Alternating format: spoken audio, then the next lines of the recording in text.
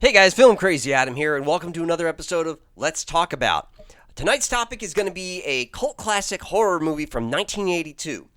Yes, I am going to be continuing my trend of doing Halloween movies in November, or not so much Halloween movies, but movies that you'd watch around Halloween. Scary movies, horrifying movies, monster movies, ghost stories, alien invasion stories, anything that falls under that purview. And tonight, particularly, like I said, is a movie from 1982 directed by John Carpenter, considered a cult classic today. John Carpenter's The Thing. Not to be confused with the 2011 prequel to this, The Thing, which was god-awful, and we should all pretend that it never happened or acknowledge the fact that it even exists, because in many respects, it ruins and undermines so many things in this movie. This movie, I'll tell you right now, is one of my favorite horror movies of all time. I would put this in my top 5 favorite horror movies of all time. Anyway, let's get into this. As always, I'm going to cut to the chase and give you my score before I actually get into it, because I never know how long these reviews are really going to go, and sometimes I actually get into them. I want to get into the movie to some degree and point out with examples why I think a movie is good or bad. I don't have to, but I like to justify my opinion. I think it gives more weight, more gravitas to my opinions, as opposed to just saying, I don't like it because it's stupid. So right now, let me tell you if it's good or bad. Well, I've already told you I liked it, so I think it's a good movie. I give it a thumbs up, and I would give this a 10 out of 10, honestly. Like, maybe that's a little bit biased, but even judging it based on its merits, at worst, I would give it a 9 out of 10. This movie, while it didn't do well when it came out, in fact, it bombed pretty heavily. It didn't even make its money. It didn't even make its initial budget back. Or if it did, it was like just slightly more than the budget. But yeah, this movie bombed something fierce back in the day and was considered terrible. But it's gained a cult following, and it's become beloved in the years since then. I can go on and on about how much I like it, but there, that's my score. That's my thumbs up, thumbs down, double thumbs up. This is a great movie. If if horror kind of tickles your funny bone, this is a great movie.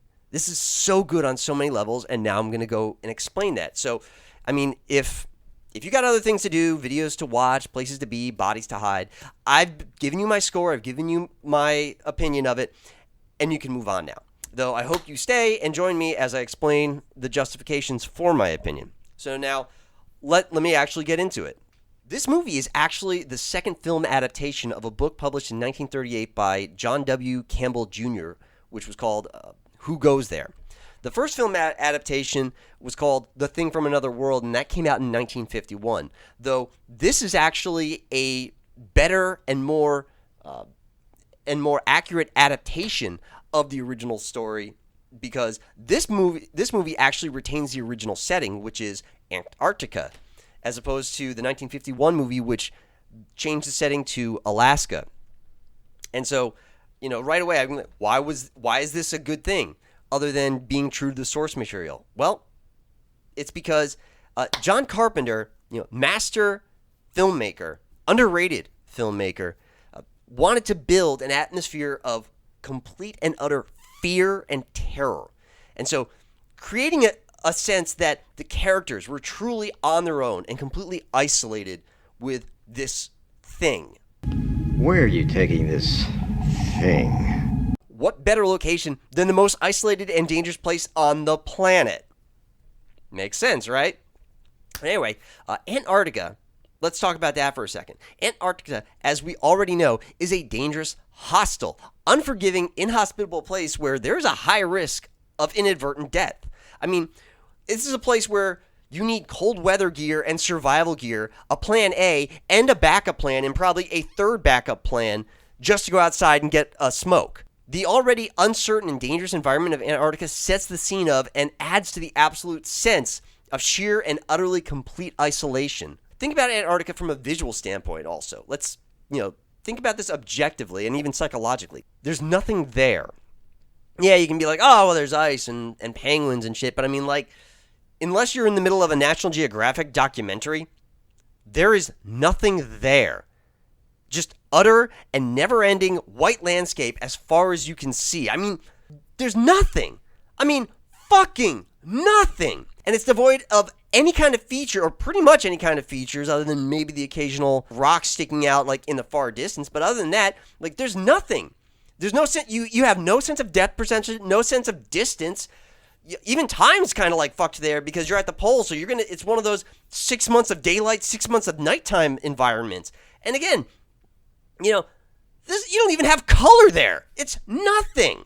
I mean, that sort of landscape, completely devoid of everything, can really mess with somebody if you're not ready for it. Especially, think about it. Your entire life have lived around trees and hills and colors and buildings and vehicles and other people, and you just drive anywhere and the landscape changes, but there's always something there. To then be plopped down into a blank void, that can mess with a person.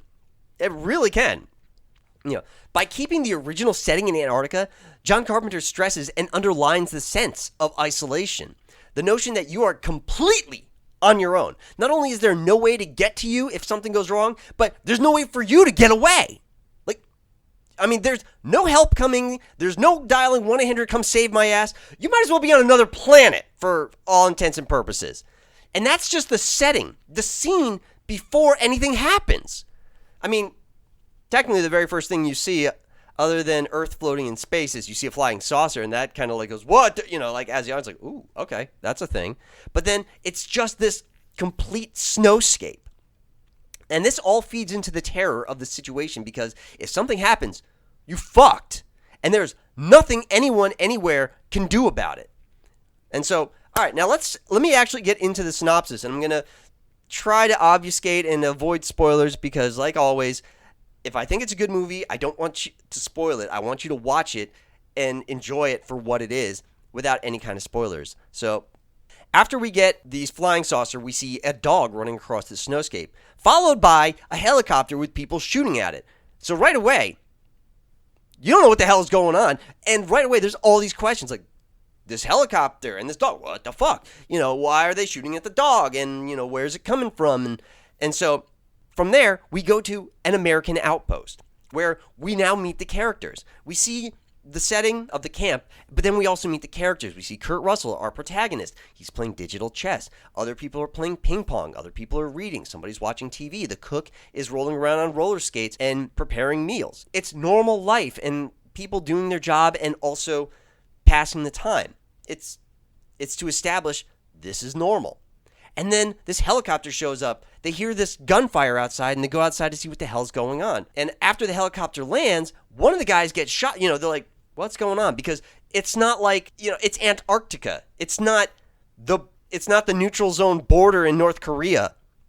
So, there is no hostile actions being taken on Antarctica. So, like, when they see this helicopter land, it's all just a question. It's not like, we're being attacked. It's like, what the hell's going on here?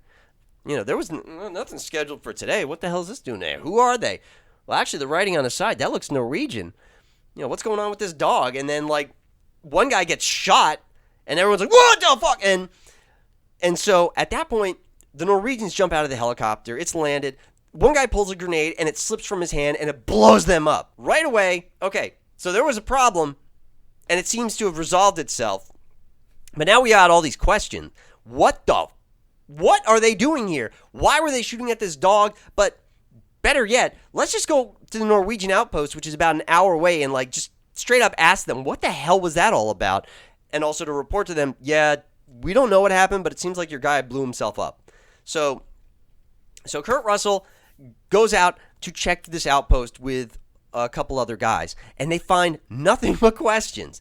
And the audience, that's us, just like the characters now, we are kind of like, how do I say it? It's, if I may use a sports term, we're the 12th man. I think that's a basketball term. And for those of you who understand what it is, it's like we the fans of the team are kind of like the ghost player. Like we're one of them, but we don't actually play. If that makes sense. Bottom line is we're kind of this ghost extra crew member on this outpost that we are now in the same position as them, where we're going to be trying to figure out this mystery, like what's going on, along with these characters on screen. And so we all go into, so us and the characters on screen, we kind of go into detective mode and try to piece together and make sense of the scene in front of them based on the clues that we find. Why is there an axe in the wall? Why did that guy kill himself? What was in the ice block in this room? What the fuck is that? None of these questions are answered, and that's okay. I know I harp about that. I know I harp about, like, you can't leave questions unanswered, but this is kind of the exception to the rule, and this is an isolated case where in horror movies, not answering some questions makes it more horrifying because it's left up to your imagination. Like, in this case specifically, with the axe and the creature and the thing, like, obviously some shit went down here and we don't know what it is. So you have questions like, what went down here? But by not answering those questions and just leaving it to your imagination, it becomes more horrifying, and to you, the audience, by like, what happened here that made this? Like, what did this? And we don't know. What happened to why are there no bodies here? There's supposed to be at least a dozen other guys here, kind of like at our outpost. But we've only got whatever the fuck this grotesque mutation is, plus this guy that's sitting in a chair. There's nothing else. What happened here? And so left to your own mental devices, it becomes much scarier. And like I said, the prequel ruins this, utterly ruins it, as all prequels do, by retconning and rewriting the past, and thus ruining the original, like Star Wars and Rings of Power. They also find a spaceship in the ice, which creates a whole new slew of questions. Yeah, you've answered one question as in, what the fuck just happened here? Or like, what was the catalyst for this disaster? But now that all, like I said, you've kind of answered one question, like, well, whatever they found there obviously caused whatever the fuck happened here. But now even that, it's like, what, where did that come from? And even though we saw it moving during the prologue part of this movie, they established that, well, it's like 50 yards under the ice, and this stuff you can set your clock to basically to how dense and how much thickness. He's like, one of the guys like, how long do you think it's been there? He's like, that's been there for like 10,000 years. Like, at least that's been there for like a minute, 10,000 years at least. And so, it's like, this thing's been there for 10,000 years. How did it get there? Why is it there? Why did it crash there? What happened to, that caused it to crash? What happened to the life form? Well, obviously there was a life form. Oh my God, this thing survived for 10,000 years. What? It's just all these things that are thrown at you, and it's, other than them just saying, well, there's a spaceship and we think it's been here for 10,000 years, all these other things your brain generates, like, what the fuck? And that adds to the movie and the horror and, what is this thing? From there, we go back to camp and weird shit starts to happen almost right away. Well, not immediately, but within the next few hours, weird shit starts to happen. At one point, the dog that was being shot at in the opening of the movie splits open and begins trying to assimilate the rest of the dogs in the kennel. There's so much noise being made that all the guys come running and they kill it with fire. The doc does some experiments in his lab and discovers that this thing has the unique ability to take over, physically and mentally mimic any living being it assimilates. Then there's the horrific implication of where he stops and thinks, what will happen to the rest of the world if this thing makes it off the continent? This is where the paranoia really kicks into high gear. The question now becomes, who was alone with that dog and for how long? Who might not be who they say they are? Things start breaking down. Machines start getting sabotaged. Order begins to break down as the men start turning on each other. No one can be trusted and no one is above suspicion. As the audience, us, we don't know who's who, and the fear is spread amongst us. Even us, we're like, what? That's what builds our fear. That's what makes this movie horrifying. And that's what JC was going for, John Carpenter. But from there, things escalate, and the question becomes, who is the thing and who, if anyone, will survive? And so I'm going to leave that synopsis there. I'm going to leave that right there because, again, don't want to ruin it beyond that for you. But so let me get into it more, like the sense of paranoia and isolation. There are so many unanswered questions, especially at the Norwegian outpost. Like I said, normally I rage against unanswered questions, but in this instance, it's exactly what you need to drive the fear of the audience. The lighting in this movie, also unbelievably well done. It sets the tone and intensifies this horrific atmosphere of dread and paranoia with tension so high it's more palpable than the extreme cold outside. And the lighting is amazing in this movie. The lighting director for this was a god. Him and the cinematographer. I mean, using the darkness to increase the sense of fear in these situations, setting the scene and creating an atmosphere. I can't imagine how difficult it was for the cinematographer to light some of these scenes by flare light. I mean, it's a light source that is stupid bright and constantly moving around with the actor.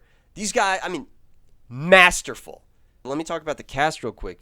I want to mention that this is one of Kurt Russell's best performances. He's fantastic in this. He's also joined by an ensemble cast, and in my opinion, the next best character in this movie is probably Keith David, who we all know and love as the voice of Goliath from Disney's Gargoyles. Let's not start that again. And I mentioned those two specifically because this is just some gee whiz information. This was actually the second time Kurt Russell worked with John Carpenter on a film after starring as Snake Plissken, in the year before in Escape from New York. And Keith David would actually work with John Carpenter again in 1988 in the movie They Live. I have come here to chew bubblegum and kick ass.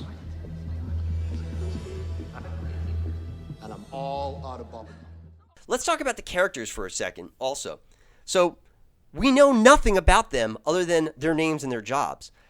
They're not deep, but they don't need to be. This is going back to what I've said in previous reviews, is like, I don't need to know everything about everybody all the time. These guys, they're working on an output. Like, I don't need to know, like, oh, that guy went to MIT. This guy has a real good gumbo recipe because he's from Louisiana. This guy had an abusive childhood. That guy used to be a truck driver before he became, the dog guy. I don't need to know this shit. That's stuff that literally has no bearing on the movie, unless it actually does have bearing on the movie. Like, like I said, if one guy was a truck driver and there was a truck someplace that they uncover a truck in the ice for some reason, but he's like, I'm a truck driver, I can drive that sucker. That would make sense if, like, oh, weren't you a truck driver? Like, but I don't need to know their backstory. You don't need to know everybody's backstory all the time. And this is a great example where they don't bog the movie down with stupid shit that you don't need to know. That just distracts you from the actual story. So anyway, like I said, they're not deep, but they are fleshed out. Like McCready, he's a bit of a drunk, but he also is one that can take command of any situation. He's second in command and has the leadership skills and survival knowledge that go with it. Childs, Keith David's character, he's a bit abrasive. The doc, he's knowledgeable in his job and comes at situations clinically. The cook, he's a little quirky and likes wearing roller skates. The one guy likes dogs. They're not three-dimensional, but they are fleshed out. They're more than just nameless, faceless carbon copies. Each one has a job at this station. And they're not background NPCs. They all have speaking lines and give input in every situation. These are not some random group of horny teenagers on spring break. These are professional adults, men who are experts in their field that, in addition to their professions, have undergone survival training, conditioning, and psychological evaluations to be stationed at this remote research outpost.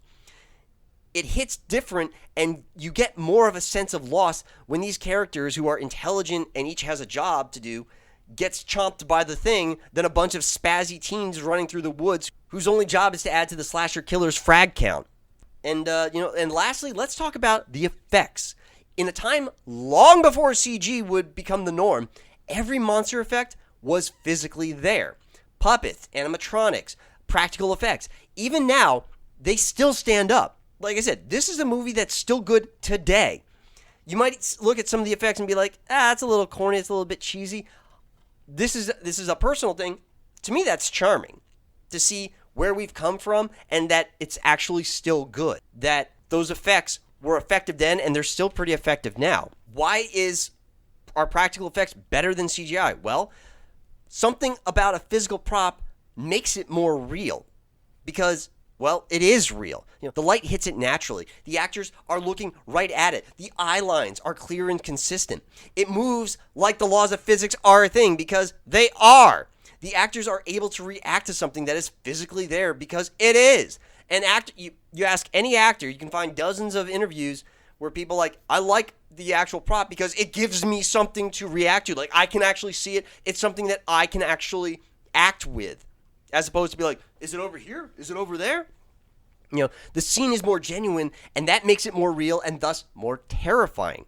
While this movie bombed back in 1982, it has become a cult classic and considered by many to be one of the best horror movies of all time. And like I said, and personally, it's in my top 5. Anyway, I think I'm going to wrap this up now because, like I said, I don't want to go too long. Plus, I think I've done a pretty good job of justifying why I think this is a great movie, and I hope I've interested some of you and intrigued some of you to actually watch this movie. It's not ridiculously long. It's only an hour and 49 minutes. So this movie never drags, and it never feels like it drags. And it feels like it's just the right amount of time. It's not padded. Nowadays, movies, I think they're trying to go for, the high score when it comes to runtimes, and there's so much padding. This movie, it's one of those, like I said, does everything right. Like, it doesn't add anything that it doesn't need. So you're left with a good movie at a good length that tells a good story. And so, like I said, let me wrap this up, call it a night on this review. And as always, if you're still watching at this point, I greatly appreciate you sticking around this long. And if you enjoyed it, I'd also love a like, sub, and or a share. If there's anything you want me to review, please post in the comments. That's all I got for you now. So talk to you later.